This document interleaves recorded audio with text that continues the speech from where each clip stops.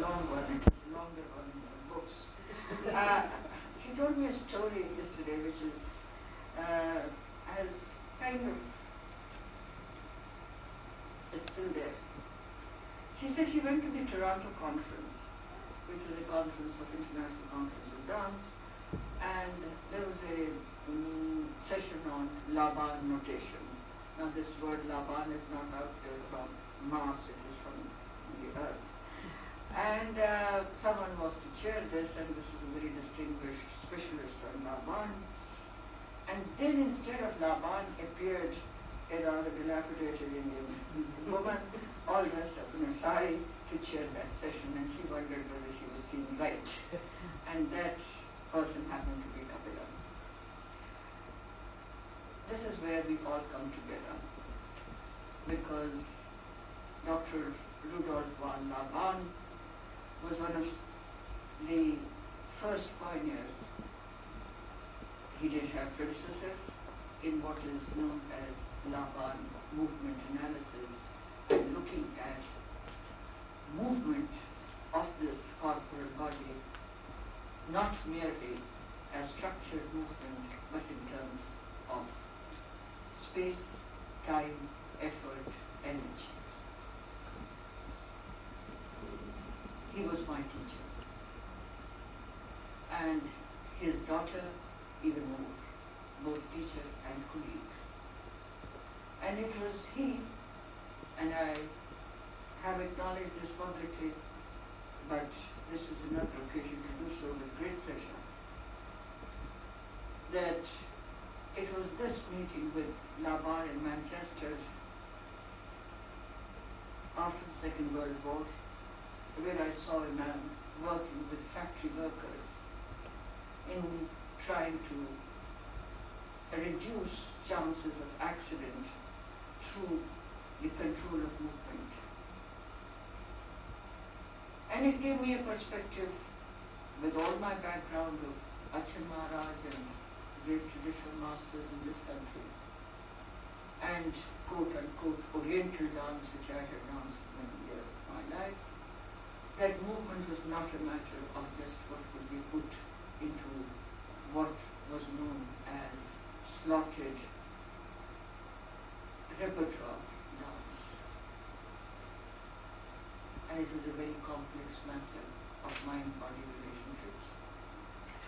And then as I went into this further and had a vision to work rather intensely with Wana Laban and later with also Hanya Home, it was this experience which gave me a new eye to look at my own tradition and brought me back. Therefore, when Parul went into this field, I particularly welcomed it, because when I came back and started classes here in this town, some of you were not born then, of course, fortunately, that and said we need to have movement analysis and do notation instead of talking bunkum. Get back to your doing your Alarik word, your Jati Sulam, and learn your set and perform. What's all this?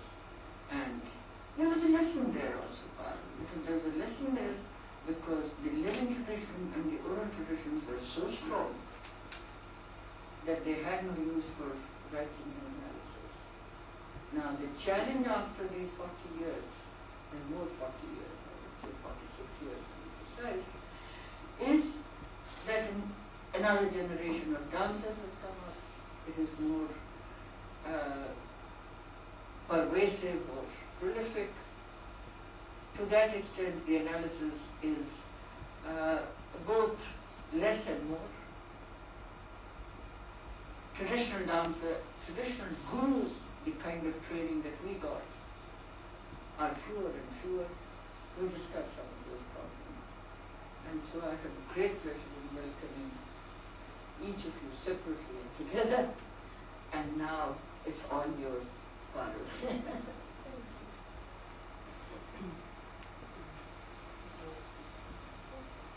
You can speak there, you can speak here, you can speak.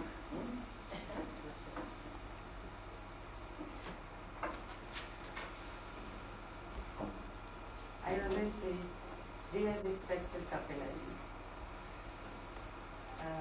it's an honor, and all guests and friends, it's an honor to be here today and share the work that is so driving to both of us. I'm not going to go into other details, but how it started, because this is a kind of pilot project or beginning of a work which seemed that is 2 years, 3 years, but now it seems it will be lifetime that one would be spending. In 84, 85, I was invited as a guest choreographer in the University of Wisconsin, Madison, for the Festival of India for some Sanskrit plays. And I decided to learn at that point something about modern dance, something about ballet and history of dance, etc. When I went there, I found out that there was a course offered in movement, communication, and meaning, which I thought was something that I would want to know. Why? At that point, I did not know why. There were a few questions because, anyway, I started, it was a 4-credit course, and I didn't know nothing. It was a 0 to begin with. Professor Brennan was my teacher, and in a sense, my guru at that point, and even now. My questions at that point was, I had not learned in a system which people talk of learning of classical dance in the sense of guru and shishya. I learned my BA, MA, diploma in a university setup, which offered extensive practical training as well as extensive theory training, but still always there was something at the back of people, who's your guru? And I had a guru, but it was not like learning dance items that she was my guru. It was on a different level, though it was a dance. Another question was, I did not belong to a community which is always praised for Bharatanatyam, or which is the seat of Bharatanatyam. I'm a Gujarati and not Tamilian. These two put a lot of tension and questions to me.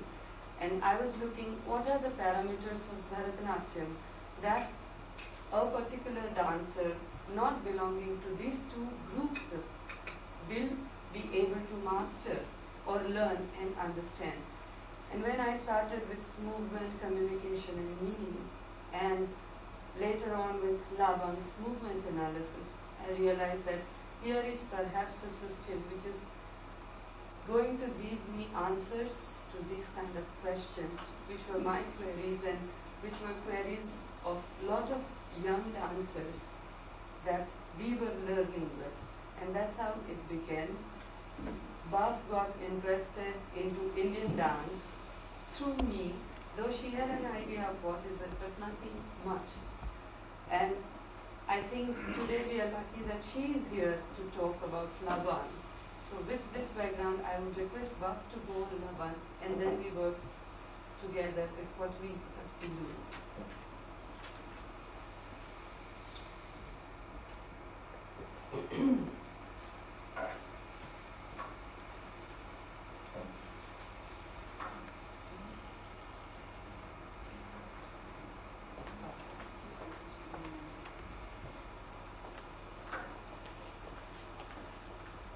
I'm glad I told that story because it was certainly an amazement. There's more to the story in that when I arrived at Toronto, it was a festival of an international festival of Indian dance, and Parul and I were doing some research, going together, but she had gone back to to India.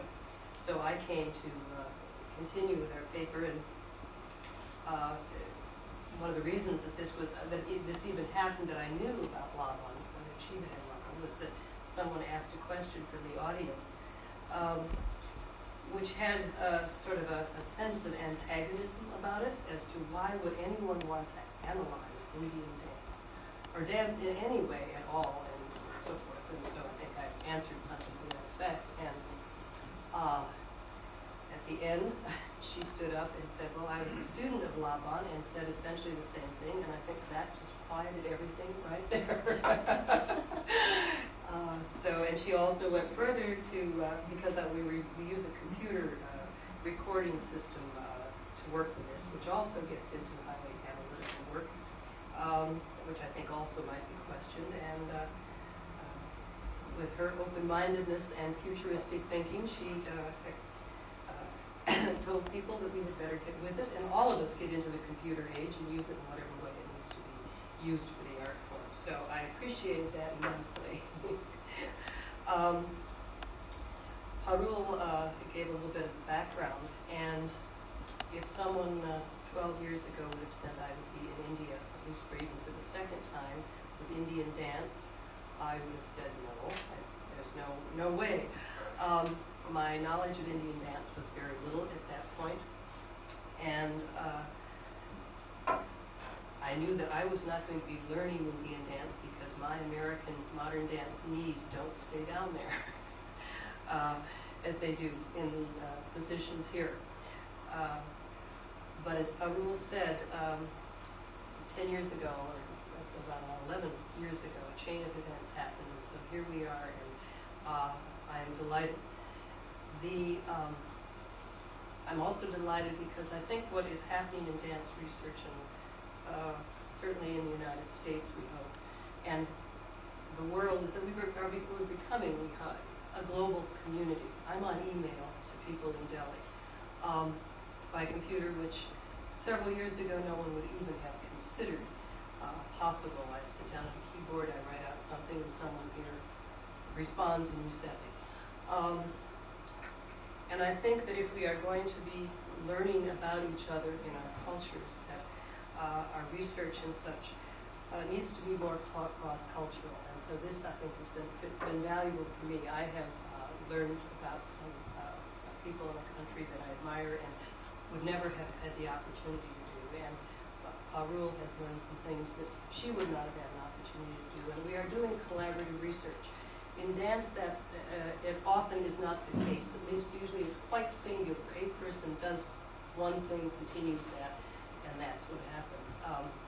The sciences don't seem to do that. They have several people. You look at an article and there may be 3, 4, 5 people because they all contribute. So I think now that we are getting to a point where we can be cross-cultural in working together and also share expertise, because no one really can know all of the things that are necessary. So Parul's expertise in artistic development in her dance form, and then also her need to understand it in a more in-depth fashion in a certain way. And some of my contributions, I think, is a new way and a good way to go. So I'm hoping it's the case. The analysis system that we were using, as has been mentioned, was developed by, or at least initiated by Rudolf Laban. He was born in 1879 and died in 1958. He was interested in theater. He was a dancer, choreographer, a theorist, and I think above all a visionary. And I think that certainly she would be able to tell more about that because I understand he was quite a charismatic individual and was a catalyst for all kinds of futuristic thinking. He was interested, as I understand, in doing a lot of group choreography, which has been called movement choirs at festivals, and he'd have up to 500 people at a time. And he felt a need, and this was between the 1920 and 1933, between the 2 world wars, and before he left Germany. He was born in Hungary, did work during the 20s and early 30s in Germany, and would put on these large festivals. He felt the need to develop a very simple way of notating and recording movement so that he could do this choreography with other people helping. In other words, with 500 people, you can't rehearse a great deal. So he would have people who were his colleagues take these notations of very simple choreography, work with smaller groups of people, and then they'd come together and launch festivals. So that is sort of a very brief introduction to why his notation system has been developed. There are two facets to actually the Laban work that are of interest to us. One is his notation system, and one is another system that is also that's called Laban notation. Another one is called Laban Movement Analysis. They are looking at slightly different things, although they are complementary because they come out of a single framework.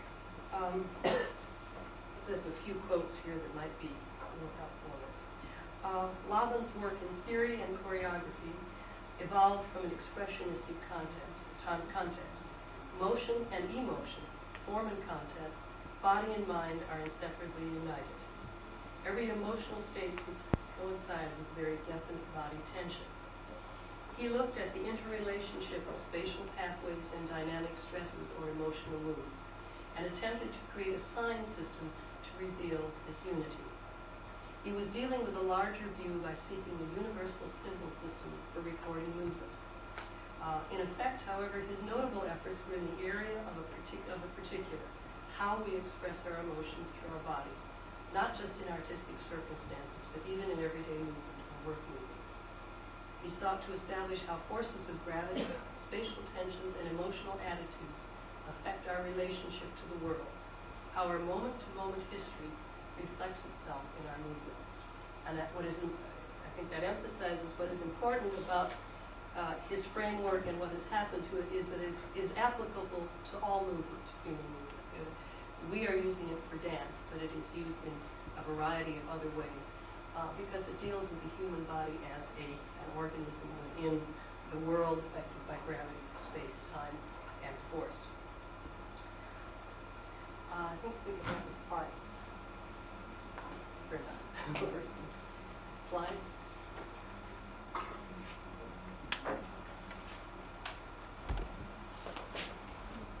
Did much of his work with the idea of space. That is, the body as a spatial organism. We are space, we have locations, we have body parts, we're here. And space as an environment in which we function. And he talked about the space that each of us operates in as our chenosphere. Chena meaning movement, and sphere meaning that area, spherical part about us. So if you can picture yourself in the center there, this could be a representative of your chenosphere. And certainly as a dancer, this is where we are. We're able to move. It's assuming your movement space without locomoting from place to place. So as far as I can reach is my chenosphere.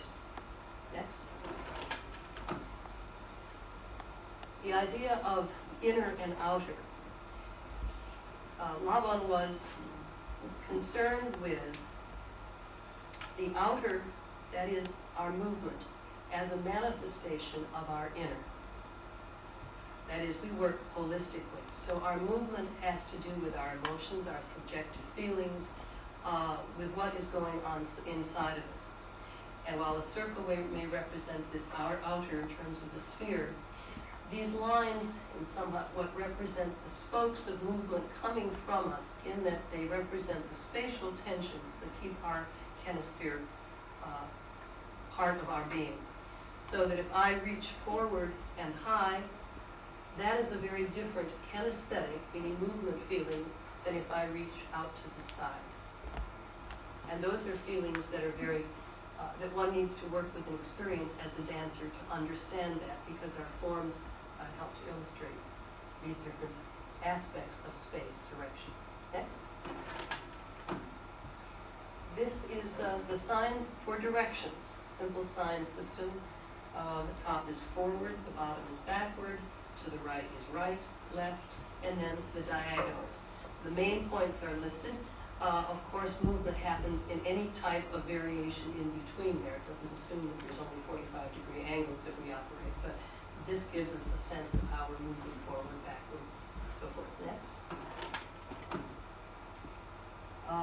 Gave specific signs to the body. This is for basically his Laban notation work, so that a sign in the body is given, and then you know which part is moving. And it just gives some of the very simplest ones that we're working with. Next. If you take those direction signs that you saw in the slide 2 slides ago, and then you add some filling in. You can then indicate levels, so that if you have that triangle to the right and it has a dot in it, it means right side middle level, about waist level. If you give it those striped lines on an angle, it means it's right side way up high. If it's filled in so that it's solid, it's right side very low. It's a very clear and very logical system, I think, in this sense. Okay, next. His Laban notation is a notation system that, in terms of dance in the West, is the most used and the one that is most developed. There are several others. Benesh in England is used primarily for ballet. It also has other uses. And Eshkol Lachlan in Israel is used as well. But Laban notation, as it is known in the United States, and its kinetography, Laban, as it is known as England, has been developed to the highest degree. If you were to see a score, this indicates a vertical staff with legs on the right leg and the left leg, right thigh and the left thigh, and so forth. So on down, each one of those vertical columns represents a body part, and then with a variety of other symbols, you can get what we call a notation score. Laban notation is now on computer, in that the very tedious way of drawing symbols before is facilitated by doing it through computer work, and scores can be printed out on that. There is a notation bureau in New York that records movement. As we all know, once the dance occurs, it is over. We are fortunate to have some film and video of dances, some of the past dances, but in some ways they also do not fulfill the purpose for notation, for recording, for archival work, and also for reconstruction. If you wanted to reconstruct someone's dance that was done before, that wasn't possible. Now it is with certain dances. So many of our American dance forms, including ballet and modern, have notated scores, and we go to the next forward. There. Have notated scores, and you can, if you wish, you write to the Notation Bureau, and you can, much the way they do with plays, where you can sort of rent a play, someone's play, pay royalties, to cover some of the expenses, and you can have someone who knows how to read this script. It's extremely difficult. This is a language, not everybody knows this. Come, and if you have a group of dancers, you can have a piece reconstructed from someone else's. Say, Doris Humphreys was a very famous modern dancer. Several of her works have been notated. So now people, 40 years later, can redo the dance that she did. And the value of notation is that the details of everything are there. Even if you have a film or a video and you have 10 people on the stage, there's a lot that is lost, plus it's only two-dimensional. This is what a very simple pirouette might look like, with only some of the feet and what we call motif writing, just some of the things there. The scores are extremely complicated, and I am not a Laban notator. So I can only read a very little bit of these. The next one, please. The other aspect that was developed, and the one that is of particularly importance for our research, is what is known as Laban Movement Analysis, sometimes known as Laban Analysis, and sometimes known as LMA, which is the initials. It is different from the Laban notation.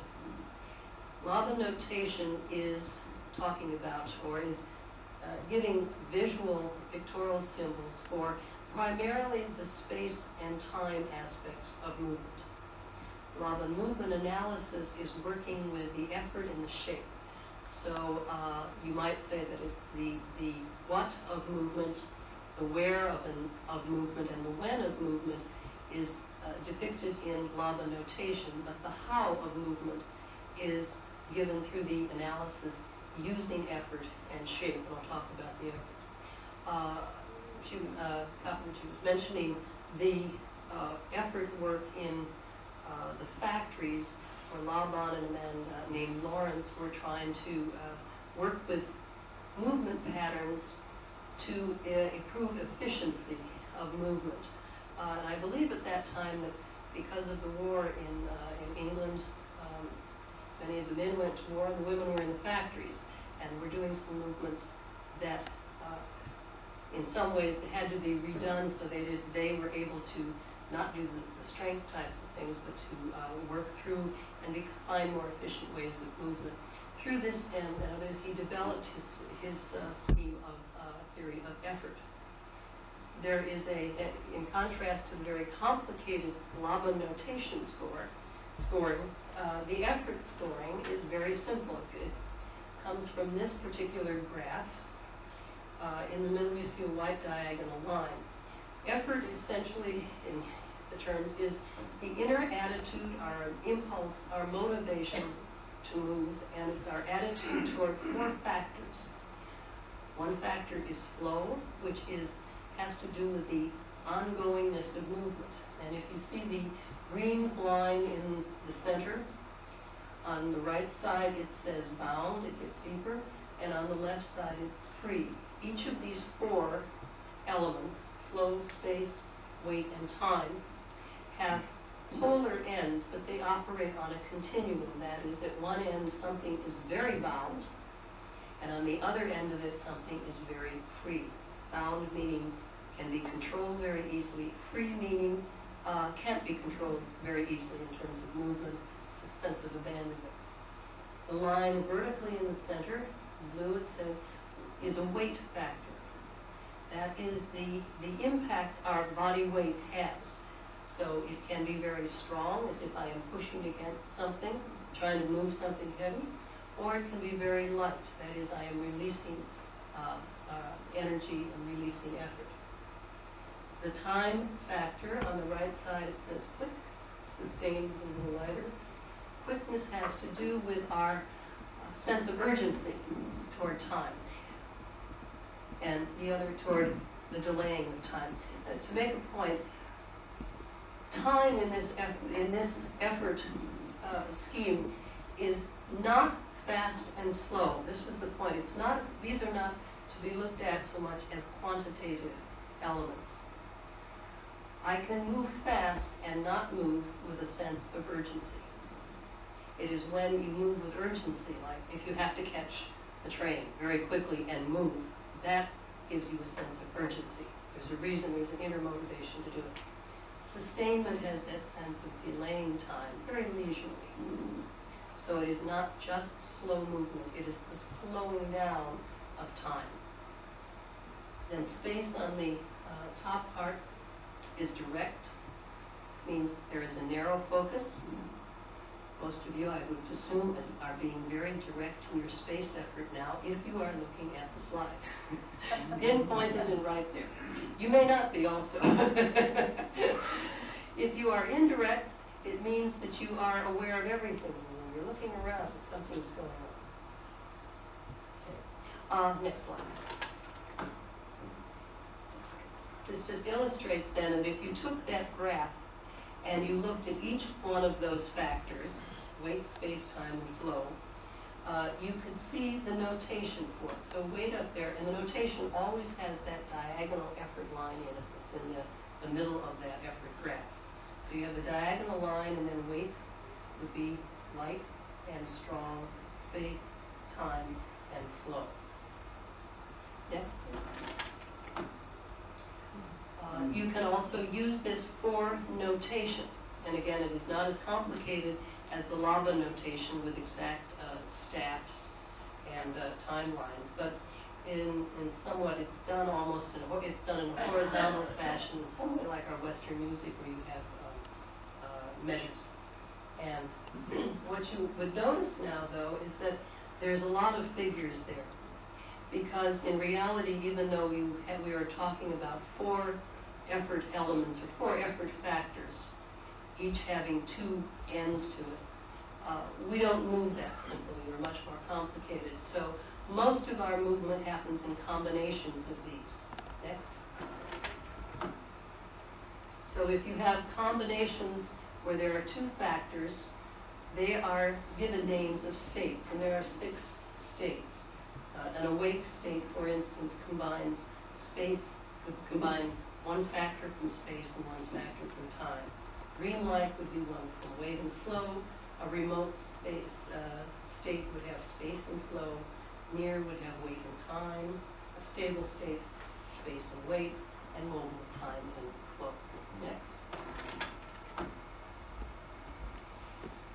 There has been some work where people have looked into the relationship of these to some of the Jungian concepts. That is, the weight is the intention factor, our sensing of what. Space is the attention factor, our thinking, where factor. Time is a decision factor, or related to intuiting, when. And flow is the progression factor, related to feeling and to the how. Next. If you have 3 elements together, and 3 of these possible 8 elements together, you then have what is called a drive. And it means that all 3 are crystallized or are integrated in one movement. So if it's space, time, and weight, it's called an action drive. Flow, time, and weight, passion drive. The spell drive is space, flow, and weight, and the vision drive is space, time, and flow. In other words, each one is missing one of the 4 effort factors. Okay, and can we have the lights back on?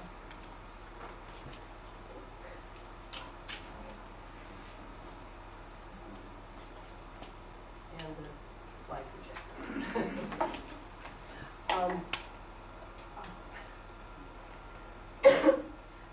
Just a little more information. If we're talking about the quality of movement,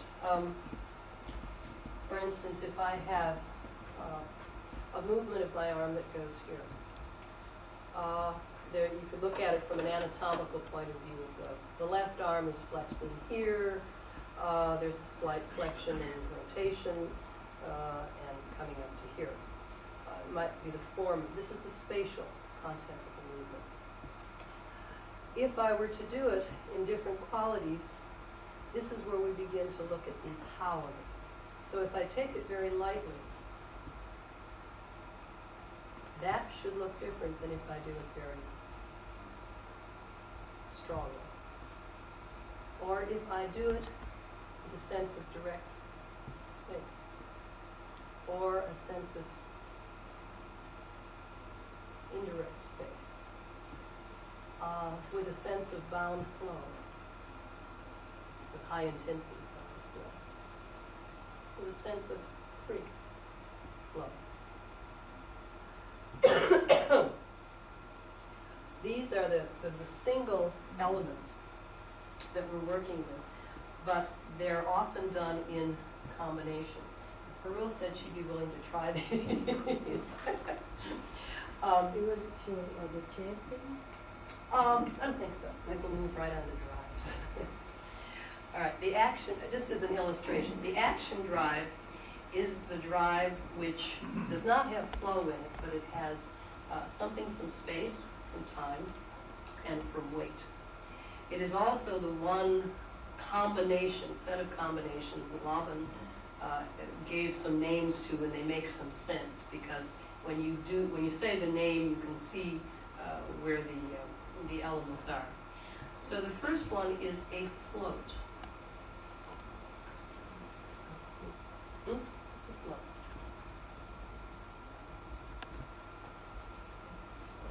Now, what she's doing by definition is lightweight, very light, sustained movements. There's a sense of delay of time and indirect space. She's not working particularly toward one point. So that would be known as the float combination. A punch. In this instance, it's quick, it's direct, and it's strong. Okay. A dab. Okay. That's a directness to it, a bit of quickness to it, but it's also very light. A ring. There's an indirectness to it, there's a sustainment in that it slows down, and there is a great strength to it. A flick. Yeah. It has this sense of lightness, sense of quickness, and also indirectness. It's not going anywhere particular. It's there. Okay. A press. There's strength, there is directness, and there is sustained movement.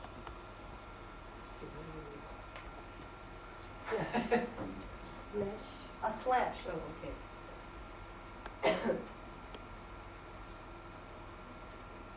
Right. If you had a machete going through a forest, you'd be doing a slash. That is, you'd be doing quick movement. It would be great strength, but it's also indirect. It's just, let's get through it. We're not going after this particular problem. These are points of the action drive, and I think, and these are the particular areas that we are concerned with. Effort. There's also several with shape and some of the other body parts, but particularly the effort right now is what we are concerned with. So this is sort of an overview of the Laban topology that we are working with right now. So I think you're on.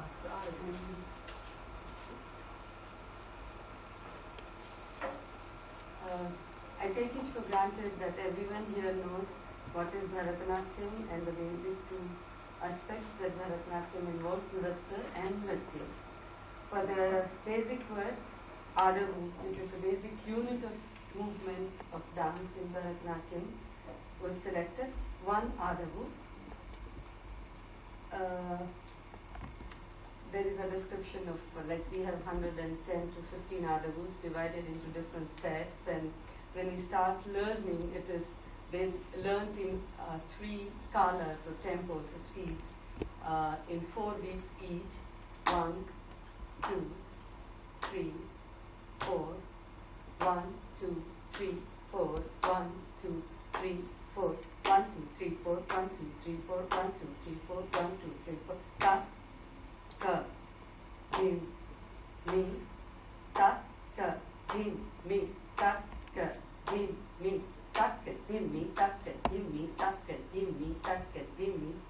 This is how we learn, and all the Adavus have basic feet movements of stamping or jumping with the ball of the foot or hitting with the heel, which is Udghatita or Anchita, Kunchita, Kuttana, and Tatta. We need to Everybody knows it here. Yeah. Tatta. This is the base. Hey, ya, hey, hey, ya, hey, hey, hat, hey, he, hey, hat, hey, he, hey, yum, hat, hey, yum, ta, ha. And all the other sets of Adavus get into the combination of 1 and 2 and 3. So we selected one basic Adavu from the Tat Tei Tam set. Tat Tei Tam, Vrit Tei Tam. It was recorded on the video because each time when we wanted to make look at the elements as Buff has been talking about, it has to be steady element, because otherwise once I do it will be different, the next time I do is going to be different. So it has to be on the video.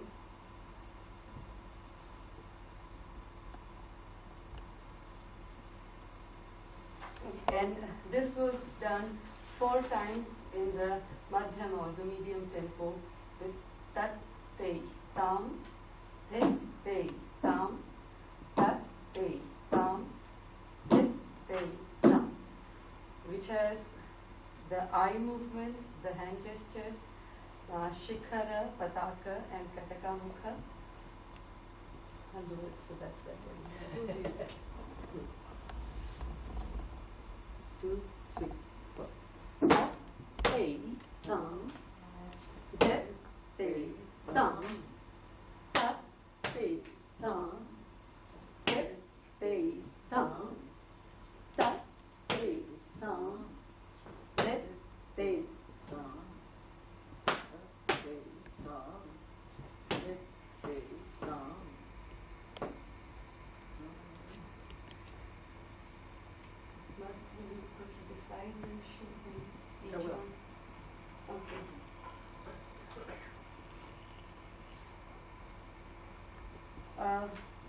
then we had made all these movements on with the computer comprehensive language, in the sense that has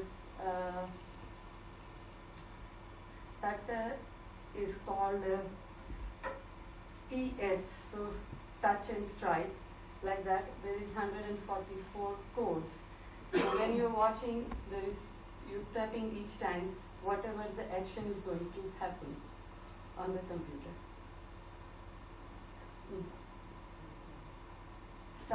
This interactive process between the video and the computer means that starting, stopping, slow motion, and frame by frame viewing for 1/60th of a second to 1/20th of a second, and we could notate each and every movement of the RW.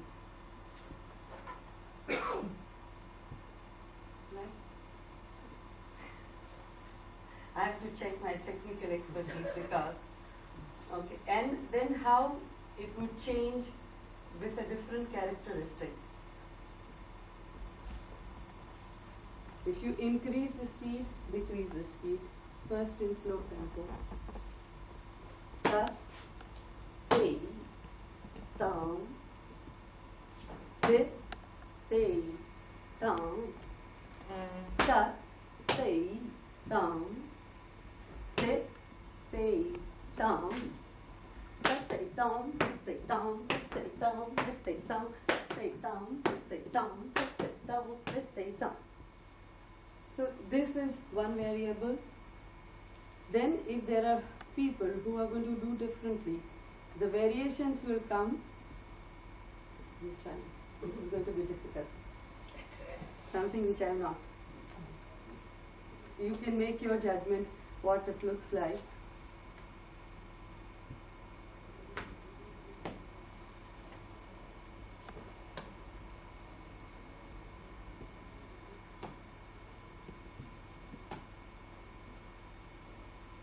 One variation.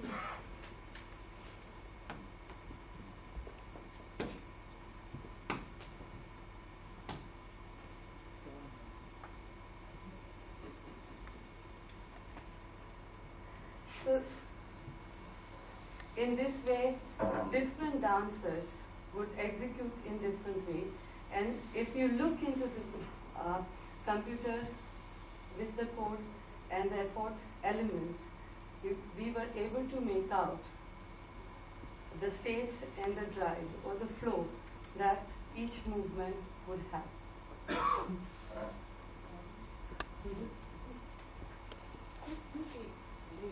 sequence that you have done, let's analyze it in terms of the earlier language before we get on to this slide.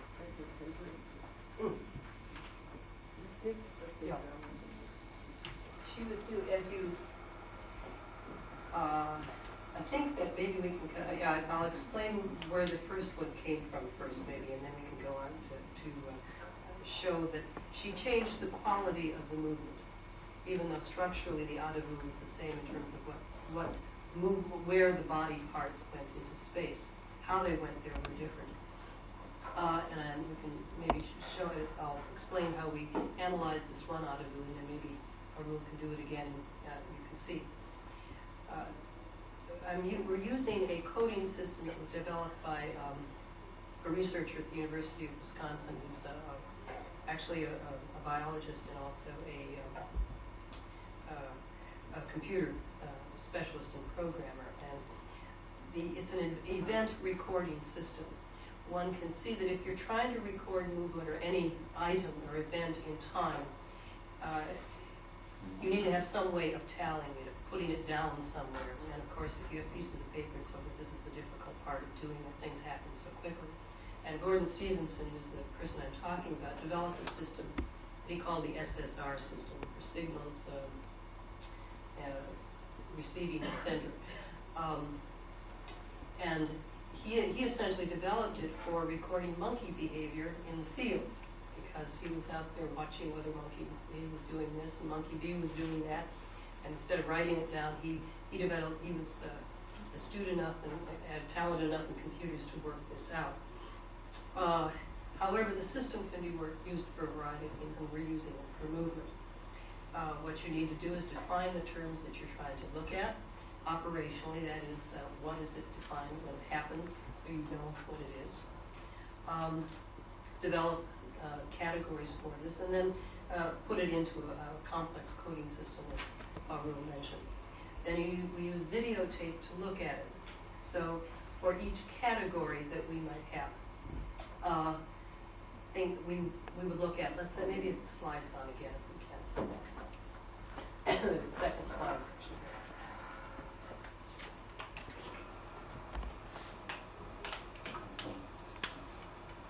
And go to the next. Right. We choose the particular factors we want to look at. And most of the time, so far, we have worked with the effort factors, with factors such as locomotion, shape, the hostas. You can use whatever you wish to, and then begin to put it into a system.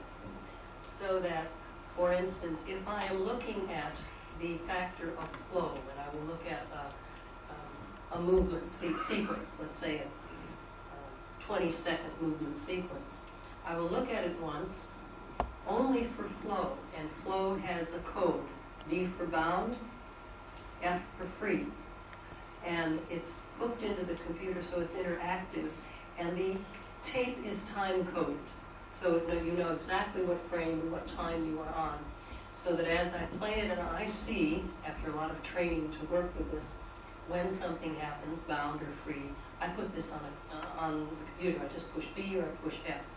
And the computer works very, very accurately to 1/60th of a second. Not that we can move or see that quickly, but it responds that quickly. This is the type of printout that it looks like. So if I do the flow factor, I get a file, a computer file on flow. I will look at it again for space, either direct or indirect. Again for weight, either strong or light. Again for time, either quick or sustained. We can look at it then in slow motion. I use slow motion as to when is the foot striking the floor, so that you can slow the tape down and still keep the interactive coding going, so that as soon as the foot strikes the floor, you can code that exactly. It's not a matter of looking back and forth and trying to figure out when did that foot hit. The effort factors we look at it in real time, because to slow it down distorts it so badly. You have to have the dynamics of time. And this is then a file that puts all of these together. It's called a merger file. Plexin is the computer program. And it merges all of these together. So there were just some, for instance, at the second number 51 in this one particular research point we were doing, if you looked at all of the things that were put together, the items, you would see that there is a passion drive. Now, looking at this, of course, would drive one crazy, because it's so complicated, you can't use this. I mean, you could, I suppose, but Gordon has developed a simpler way. So the next slide, please. So this is now a way, he has developed a program that will take that data and rearrange it on a timeline. So this is a sample. This isn't the out of movement, just a sample. It's called block data. Here you see 10 seconds worth of a movement pattern. Not a movement yet, we'll go to that. And the action and the things that we're looking at are body actions, shape, flow, weight, time, and space. These are sort of a simple ones. When I was first working with this, what amazed me, because this is not what I expected, was that because of the way this is done, the states and the drives, the combinations are pulled out for you in time. I didn't know, I was worried when I was doing this, to observe states and combinations is extremely difficult. They're hard, movement is very hard, it's very hard to see and complicated, it goes so quickly.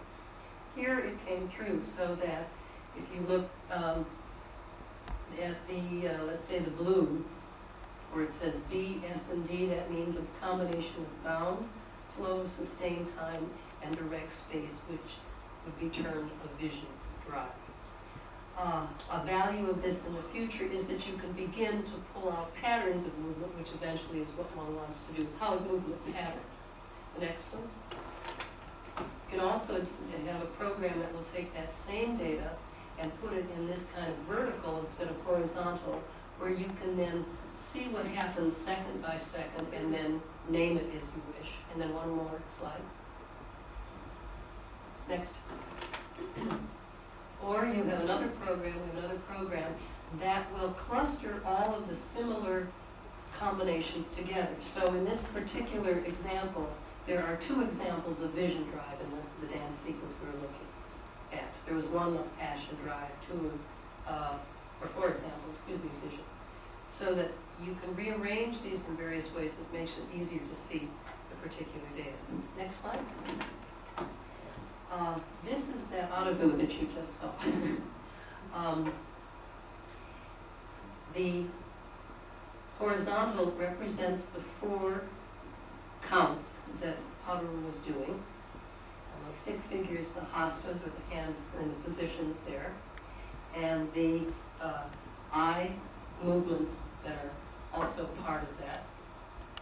Sort of a visual depiction of what was happening. And then the next slide, please. This then is the block data of 12 seconds. So this means that she did it 4 times, and it happens in 12 seconds. And she said she may do it differently each time, which is certainly the case with movement, but we did it again and again, and she came out to 12 seconds, milliseconds on this. So her movement patterns were very, very consistent.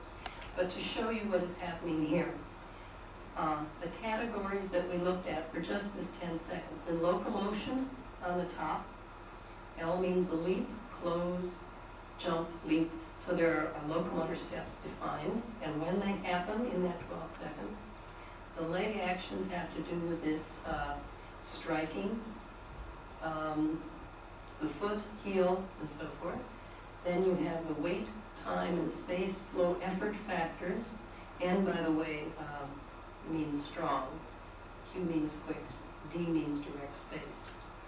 Then the next category down, 7, represents the coding for the hastas, which probably Shikara, Pataka, and Katakamaka. Okay, are those with the X's on it. Then the eye movements, which have to do with whether they're moving right, down, forward, and left. And that first top part is for the legs. And then the arms are different. And what one finds out is that different things are happening in the upper and lower part of the body. That in the leg action, and this is an analysis of the moderate tempo one, not the slow one, not the fast one, the moderate tempo one. That the leg action is really in the action drive. That is, the feet, the legs are doing a crystallization of strong weight, quick time, and direct space. The arm action is using strong weight, direct space, but bound flow, particularly. And again, this is only 12 seconds that one looks at, and one can look at patterns and so forth. But to give you an example of what we were working with. Okay, lights on, please, slides off.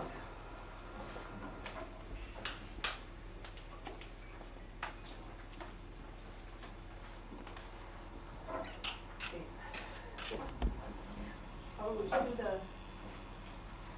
These again. each one? Yeah, so you can do it again. 1-4. Yeah, maybe do the slow, do the moderate one and then do the slow and do the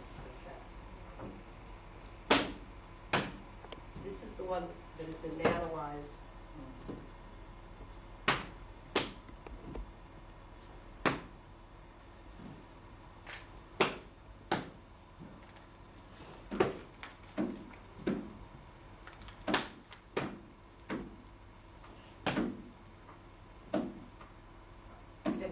The 12 seconds that we analyzed.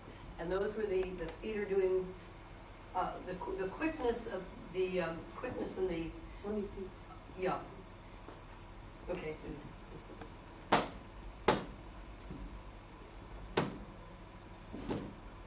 there's great strength. She's moving against the floor with impact. That's strong. It's quick, and it's very direct to the floor. Okay. And then the arm movement.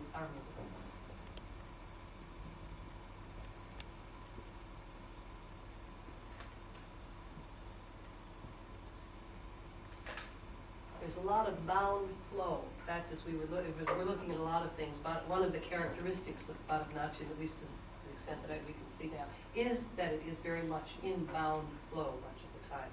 That is, the muscles have this control of movement, and they're often in high intensity. By intensity, I mean that the muscles are contracted. This is a contracted movement, which is very different than limp in this instance. Right. Okay, would you do the fast one? Third time.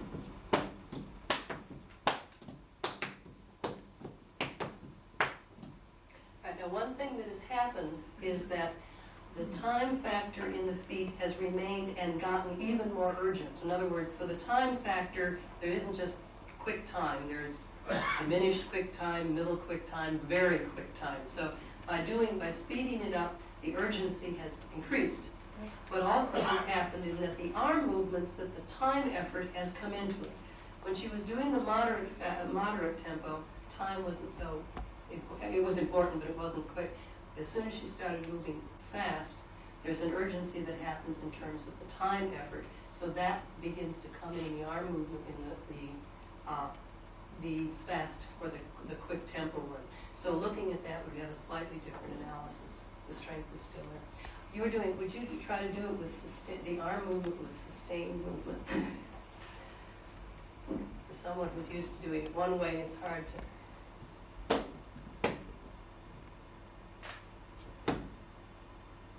She's putting a moment of sustainment, slowing down right about there, which may not be the way it's supposed to be done. Okay, probably not.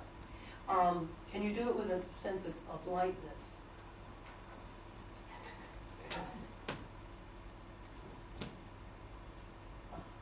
There's a delicacy to it. Yeah. And maybe with a sense of indirectness. No. Okay. Once you have these patterns in, they're hard to change. This gives you an idea of what we are working with. We'll be looking more at audibles. We're also working with some of the rasa patterns to look at them in a current project we have now relative to looking at the different schools of Bharatanatyam, which is where we are at this particular point. I think our hope is for several things. One is that this will help in terms of some sort of documentation.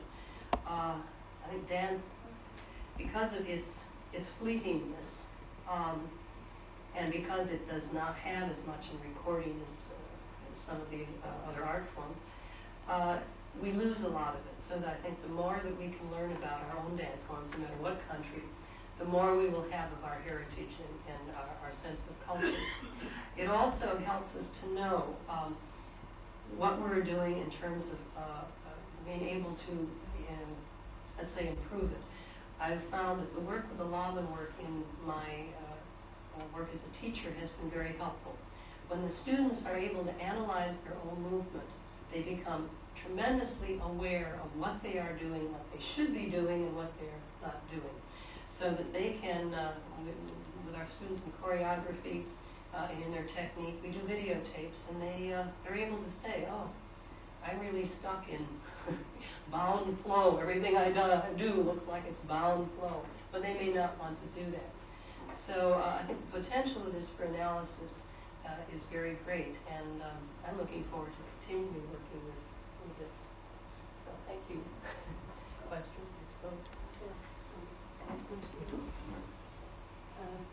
Working with Laban has helped me a lot, in the sense that in '92, when we recorded the Ashtarasas, as we were talking to you earlier, and there were other two dancers, Ashtarasas, that we had worked on the video, and I just performed the same thing 4 days before and realized that I have understood myself better after watching myself with the qualities that I was doing, and after understanding this is something I can do better, bring out a little more, take it out a little less, and I think it made a much more impact, especially like Buff, and there was another Fulbrighter who has been watching me going through this process.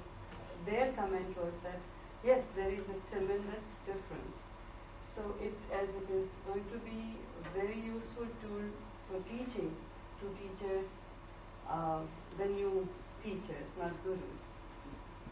And thank you. And any questions that you have? Thank you very much, both of you. I'm sure there will be some questions or queries you may have, and they'll be happy to answer. I think there's still so much in the beginning, what you are doing is very difficult for us to take it in, just looking at it once. I'm not able to really reproduce the flow of energy in a subtly calm by just looking at it. I think one has to study it much more than just looking at it like this, be able to know how exactly this whole thing works. Have you worked with Saskia Karsan-Boom? She is doing something in this interactive disc. She's taken one line of the Pallavi of a Varnam and Kisargam. She's doing this thing and in great detail. And something like this, where she has got the music also along with it, the music notation. So she says, the ear, the eye, every aspect of dance is there. All the dimensions, right. And the literature part of it also.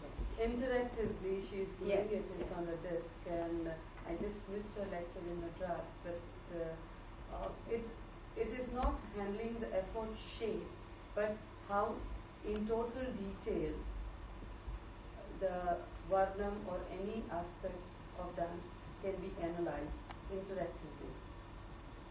But ultimately this all can get together.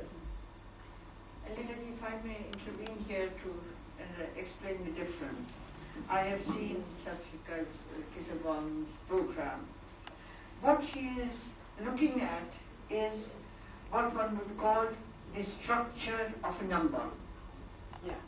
And she's analyzing the structure of a number, so she has taken the Pallavi and what she has done with both the Varnam and one Jatiswaram. And therefore there is a melodic line. That melodic line is put in a what we would call a tala or a metrical pattern. There is an overlaying of that because the melodic line has a shabda, word, and then it has a swara because it is in a melody. And both these are in a tala, which is a third scale. And to these three things, there is a movement. And what she has done is to program that, take a piece, program that so that you can enter into the relationship of the word, the note, and the tala, and what you and I and all of us know here as the bol or the shorukut of the adavu, the basic adavu. She has not gone into, which is not her query, I mean that's a different program. And therefore she has developed that as an interactive disc because these are menos have been drawn up there. And you can enter into, you want to know more about the Varnam. Then it will give you only what the literature was, who wrote it, whether it was Dikshita or Tyagaraja, and when it was written and so on, and you can go into, and then you get into the music, what is the music, what is the swara, what is the Pallavi, what is the aro, the avaro, you can get into that and so on. Here, it is the basic structure not of the repertoire, but of the body. Of the body in terms of the effort and shape that there, and then therefore in terms of your language or my language, it analyzes both the joint system and the muscle system.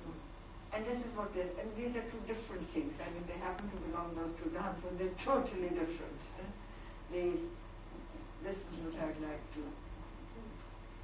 We could say, illustrate little difference how it would be. Let's see. If that a very ordinary movement is sitting in a chair, getting up, taking a step, and then sitting down. If I were looking at Laban notation, I could notice that she shifted on the left foot, shift away from the seat to feet, contact with the hand, and that there was a particular effort quality about it. It was somewhat of a bound, a little bit of a lightness. Now, if you change the way you get up, essentially she's done the same thing in terms of structure. Right. She's done the same thing that probably in the Laban notation quantitative it would look somewhat similar, I would think. But there's a whole difference in the body. She's increased the tension in terms of effort. She's also given a heaviness to the body in parts of it. And there was even, it looked like, more strength in the feet, I'd have to. Can you do it in a third way? All right, there she added the quickness. The time effort came in. There also was the sense of directness going somewhere. Mainly it was time. That's both ways. No. So the thing is how in Bharatanatyam we move and why we move that, because all of us are taught similar things similarly, but still each one produces it differently. And how does that happen?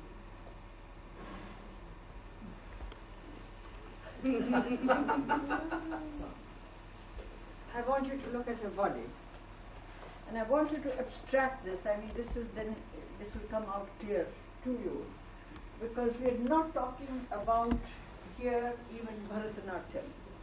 We are talking about, and go back to that first slide, and can you, the first two slides. The hemisphere? Chemistry. Yeah. Just see those, and then we'll tell you what is happening here. Can you get back to those? Very first one? Yeah. The very first two slides.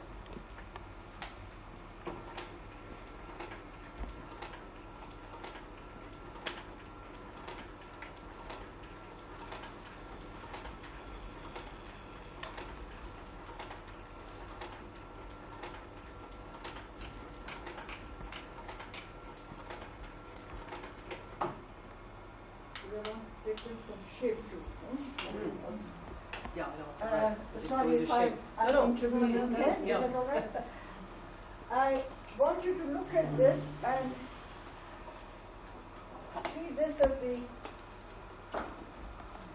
axis. Then please see this also.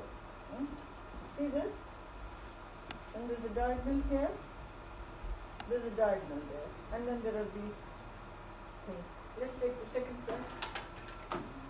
This is what she talked about, outer and inner. And now this is, and I want all my scholar friends in the IGNCA to please, those of you, just for your associative memory, to go back to the square and the circle, and all that we've been talking about, beach and navel. This is the navel. Right? And this is again your vertical axis and your horizontal axis. This is in one way everything that is extending both outward and upward, and this that goes downward. This is what the body is, and this is my sphere in which one is. Light please. Now I want you to take this human figure, and she comprises mass, volume, and weight. Have we got that straight? Now, if you abstract this now, you abstract her, you can abstract. You will draw a vertical from here, right? Now the moment her feet are together and so on, this is an equi-weight along that. Yeah? But this is now equi-weight distribution along that vertical axis. Okay? Got it? There is a relationship to the earth and gravity. However,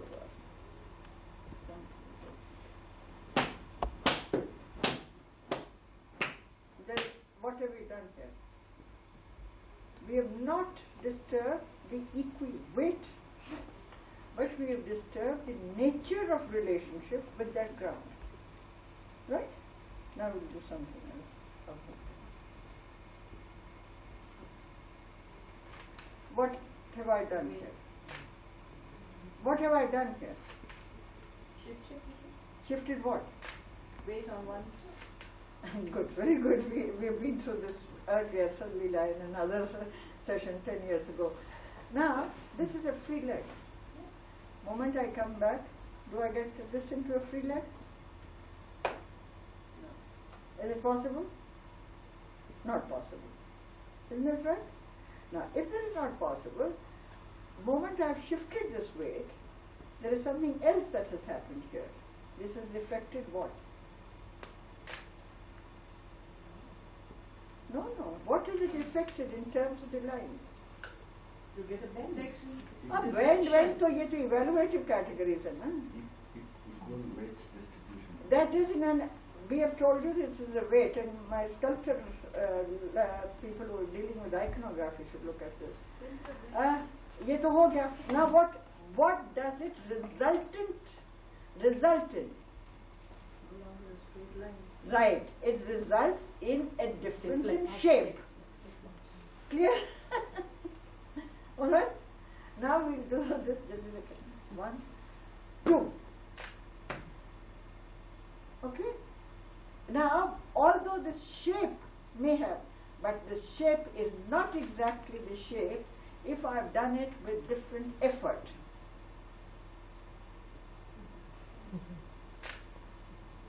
Got it?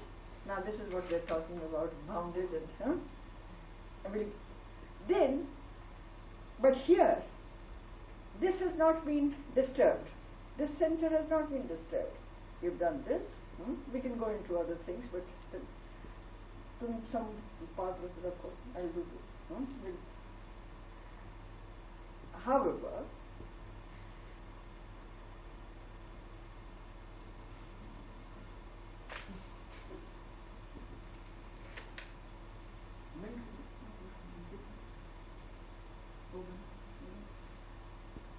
see what has happened here. I have not kept equilibrium, right? Because I've made her, with the result that I'm disturbing this. However, if on the other hand, I've disturbed, but I've kept it balanced because it's on both the, it is along that diagonal, the diagonal that was drawn without disturbing this. And that in terms of that, the nature of weight, nature of effort, which conditioning shape, and then into what can be, which is in normal language, one would say, the path of movement. Because this is a point here, this is a point here. I can get to it from here to here like this. I can get to it from here. But I can get to it, I'll do this straight, you do the curves.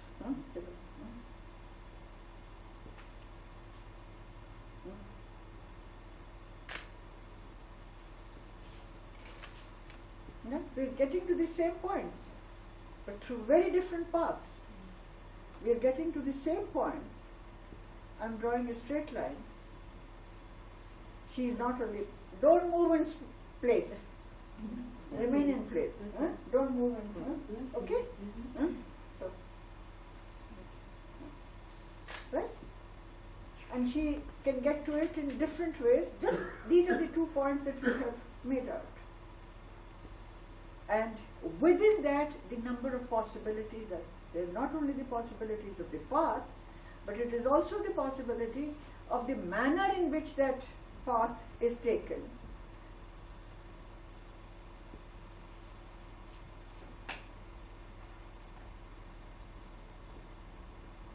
I'm still there. I'm just doing this, and I'm not getting away from not drawing a straight line. But I can draw this straight line. I can draw this straight line. And it's not just timing. In one case, I have taught these muscles. There's a contraction here. And it is from that contraction that I am moving out. In the other case, I have both relaxed these muscles and am not giving it that much energy. Right? Now this then becomes the great language of meaning in Indian dance, which is of the greatest importance, and that's Bharata's language. I mean, so when you ask that, what No, what I was trying to say was I quite understand. I used to think she's thinking of the Varnam as an item from the repertoire of Bharatanatyam, and she's doing it. And she's not. You are thinking of the body and the energy and how it moves. I mean, these are entirely different. Two different programs. What I mean is, can these two be put together? Some point in what she is doing. Depends upon. I mean, we have a great computer specialist sitting among us. He'll tell you that these 12, how many seconds? 12 seconds, you saw that. So if you try and did the whole of the Varnam through this, it probably means, I don't know how many gigabytes, Ranjit, how many gigabytes will Can we you need? put this together? Huh? That's what I So, this is as a teaching tool to understand your body. That is an analytical tool to understand composition. The goals are different. It's composition when you are trying to say reconstruct, and then you want to know the quality of energy also and how exactly you're moving. But Leela, as you know very well, that if dancers want to get into the analysis of what they are doing and therefore help them, and as a both you and Usha left, anyone who has danced, and there is Nita here and Himani, that we all pattern ourselves. And what we try to do, what they are trying to do, I have already got to the brief, what they are trying to do here is to identify the differences within certain styles, and and therefore they want to look at what really, and you have written about it so much, what distinguishes the Pandanulu style from the Bollywood style, or what distinguishes one from the other, or what is the manner, and it helps you really to analyze your basic vocabulary, that kinetic vocabulary. And I would find it, I mean, I found her work very fascinating, but I would find these as two different complementary approaches, but different approaches to a computer program. Yes? Just a very brief sort of observation. It seems to me that the yantra of the body is very well constructed within this concept of kind of sphere, and it runs parallel to the way architecture is reconstructed in Indian vision, as well as ritual forms, and I thought this parallel was very interesting. Something to add to this, that part of Laban's work, and in working with space, which we didn't go into, has to do with another category which is now known as space harmony. That is, he has related the body further than the kinesphere structure here, in relationship to the octahedron, that is the 3 dimensions, and also the icosahedron and the dodecahedron. And essentially has developed, there's a book called Choroidics that he wrote, that has space scales. In other words, what he has developed scales in space in the way you might have music scales. And in fact, there is some literature where someone has related at least Western music scales to these. So that the difference of, let's say, it feels different to go from here to here to there in some ways as it might be to go from one scale in music or in sound. And these feel different kinesthetically. So he has developed, there's a very intricate system. It takes a long time to work with him, but he has several sets of scales, which when we're working with this, we learn some of the basic ones, so that you move through all those points in space in different ways. What also is intriguing is that as you do them, you relate the shape changes to them as well, and also effort. So there's another whole complexity in the system that we didn't even get into. But if you are working, that lightness tends to be upward in direction. Strength tends to be down, which doesn't mean that I can't be strong going up and light going down, but there are tendencies that we have. Also, we tend to rise as we go up in shape, and we tend to sink. As we go forward, we tend to become convex as we go back.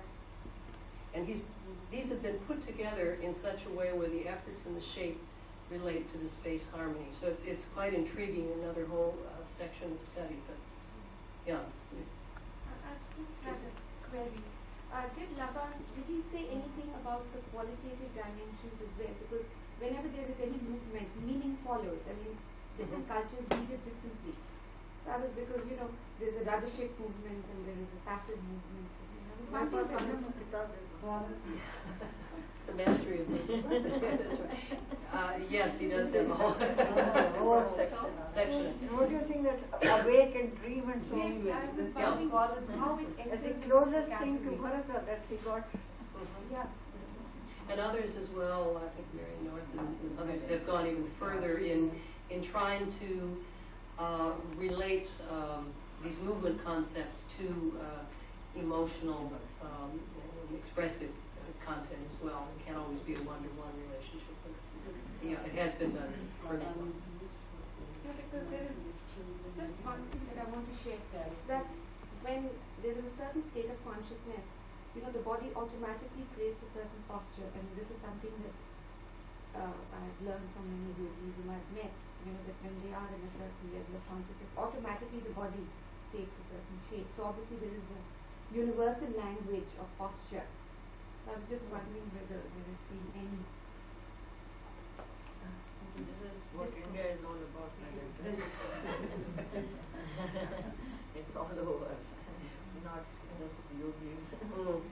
Interesting, Parul is mentioning that in the States we have an area of dance therapy, which is used for working particularly with people who have emotional disturbances.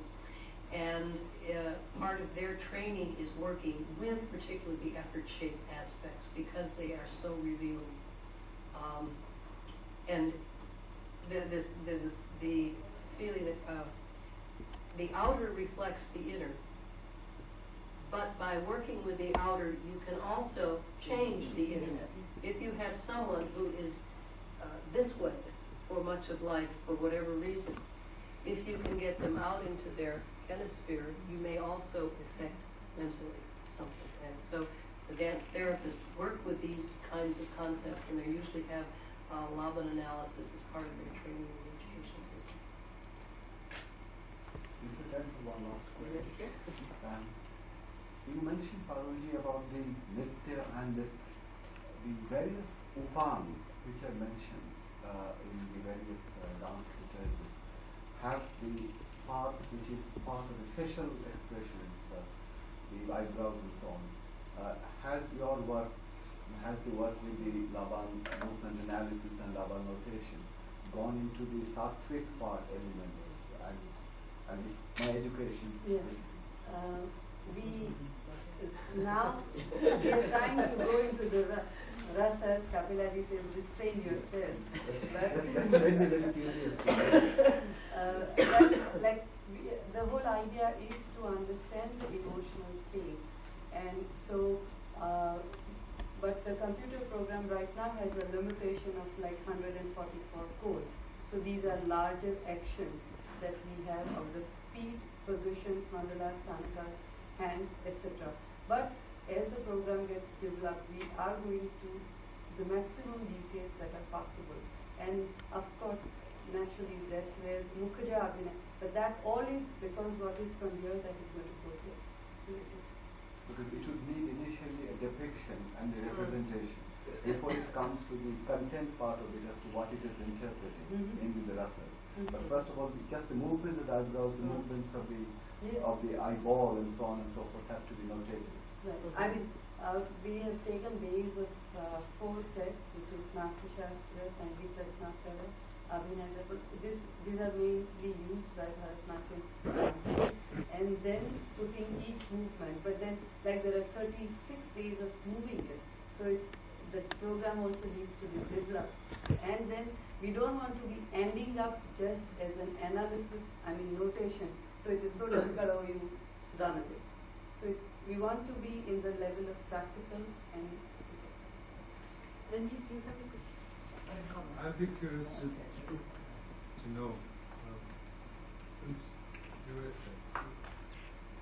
your dance, or how did it change your ways of viewing the dance? Yes.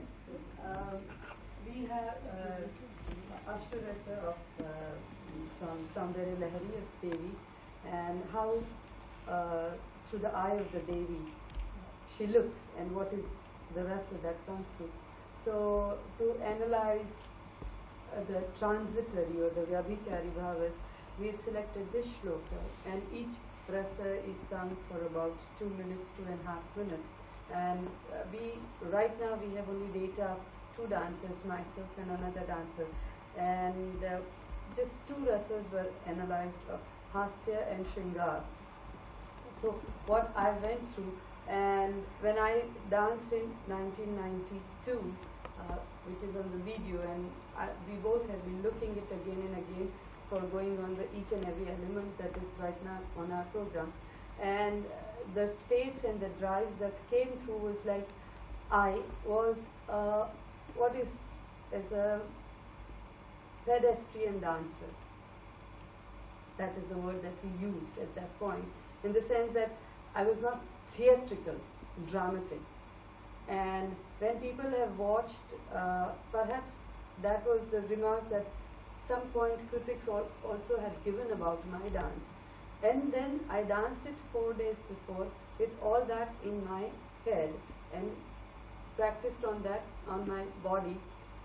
Maybe not very articulately, not very verbally, but in my intuitive process. And when it is watched, and I watched that video, and this video is so different. I mean, I wish I had both of them to show to you today, to feel. And I feel that my realization has come through that. That's what I first say, that at this point in time, when the gurus perhaps don't have this much of time to go into so much of details of improving, and when a stage has come where I have no place with a guru, then this can become my guru.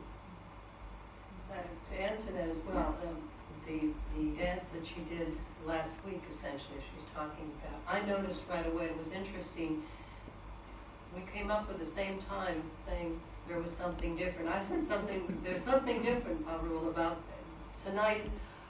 I think what she said, pedestrian, when we were looking at it, is that it could be more effortful. And what happened recently is that her dance of the same type was more effortful.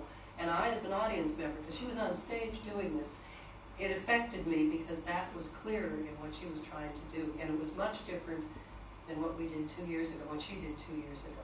She was doing, again, some of the same qualities. Remember I said you can go into more effort. It doesn't have to be at a somewhat neutral level of some things, which can be read that way. Her strength was stronger. Her bow and flow where it was needed was more bound. And to me this was very obvious. With a reflective too.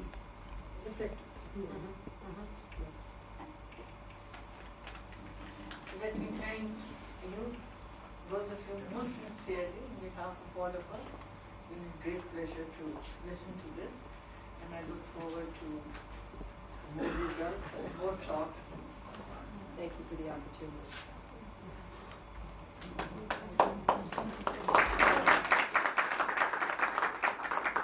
Our pleasure.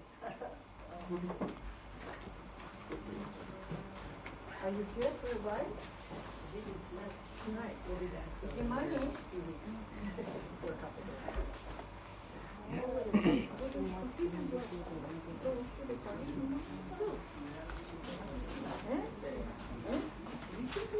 उन्होंने तो इनसे कहा कि बड़े सालों से हमारे पास audio video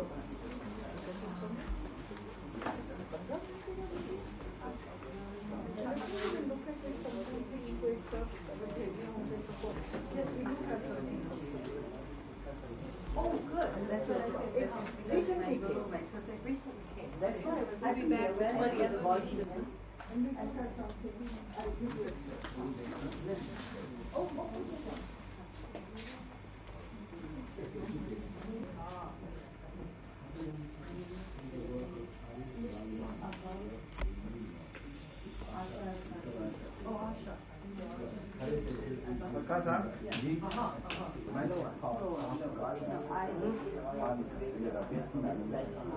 So well, it has other ramifications. I haven't. She no, if you learn that up before, not this. Mentions. Yeah, no. What I mean is that most of the time, it's typed up.